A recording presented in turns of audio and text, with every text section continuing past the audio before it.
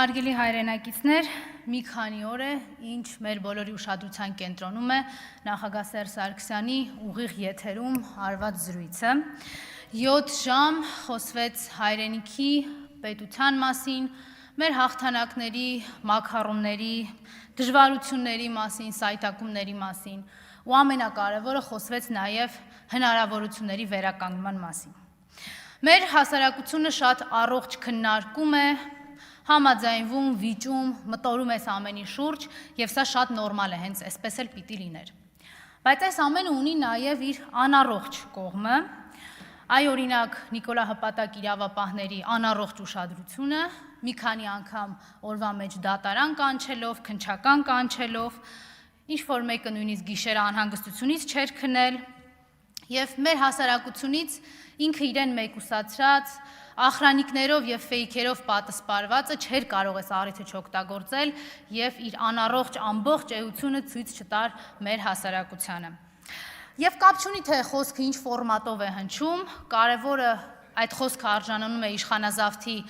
հակադարձմանը, հակադարձ ռեակցիային, մի շատ պարզ պատճառով, որովհետև այդ խոսքը կենթանի ապացույցն ու վկայությունն է դառնում նրա, որ հայկական ինքնությունը չի հաջողվել սպանել, իսկ այդ սպանելու փորձերը ինքը բազմիցս արել է։ Չի կարողանում քաղաքական պատասխան տալ, չի կարողանում իր ցայտնոտը զսպել եւ դրա արդյունքում ավելի նյարդային է դառնում, քանի որ նորից հայ հասարակությունը հիշում է իր բերած ողբերգությունների մասին, իր բերած դավաճանության մասին։ Ցայտնոտն ավելանում է, որովհետև չի կարողանում մոռացության տալ, թե ինչպես էր 44 օր մեր ժողովուրդը ու մեր բանակը անձնազոհաբար պայքարում հանուն մեր բոլորի հայրենիքի։